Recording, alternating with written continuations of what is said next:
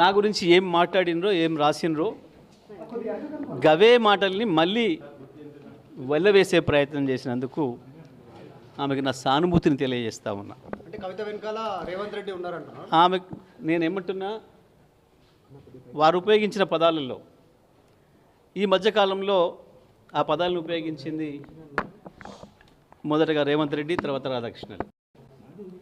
అదే పదాలని ఇవాళ మీరు వారి మాటల్లో చూశారు, మీకు స్పష్టంగా కనబడుతుంది. కేసీఆర్ శత్రువుల చేతుల్లో వాళ్ళు మాట్లాడుతున్న ఆయుధాలని, వాళ్ళు మాట్లాడుతున్న మాటల్ని తను తీసుకుంటున్నందుకు, తను వల్లెవేస్తున్నందుకు, అవి వాడుతున్నందుకు నేను ఆమెకు